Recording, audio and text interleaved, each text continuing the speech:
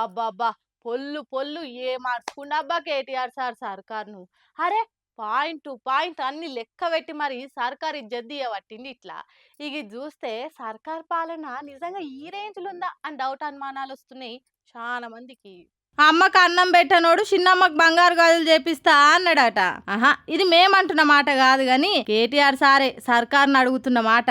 మొన్న CM sir Delhi tour పోయినప్పుడు ఆడ గొప్ప గొప్ప హామీలు ఇచ్చొచ్చిండు కదా, ఇక అవన్నిటిని వరుస పెట్టి కడిగి పారేసిండు ఇట్లా. 6 గ్యారెంటీలు అమలు చేసిన, రుణమాఫీ మొత్తం చేసిన, 100 రోజులలో ఇచ్చిన మాట నిలబెట్టుకున్నా, ఢిల్లీలో కూడా అట్లనే చేస్తా అని రేవంత్ రెడ్డి చెప్తుండు కదా. తెలంగాణలోనే ఉద్ధరించనోడు ఢిల్లీలు ఉద్ధరిస్తాడా? అది మీరు నమ్ముతుర్రా అని సూటిగా బాణం ఇచ్చినట్టే అడిగిండు. రేవంత్ రెడ్డి గారు ఢిల్లీలో చెప్తాడు 6 గ్యారెంటీలు అమలు చేసిన, రుణమాఫీ మొత్తం చేసిన, మొత్తం తెలంగాణను ఉద్ధరించిన, 100 రోజులలోనే అన్ని ఇచ్చిన మాటలన్నీ నిలబెట్టుకున్నా, అదే తరీఖన ఢిల్లీలో కూడా చేస్తా, మీరు నా మాట నమ్ముండ్రి, తెలంగాణ ముఖ్యమంత్రిగా చెప్తున్నా అని చెప్పి రేవంత్ రెడ్డి గారు ఢిల్లీలో చెప్తున్నారు.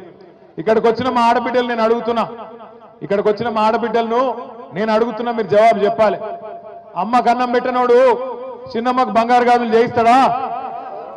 అమ్మకు అన్నం పెట్టనోడు చిన్నమ్మకు బంగారు గాజులు చేయిస్తాడా? చేయిస్తాడా చేయించడా? చేయిస్తాడా? చేయించాడు.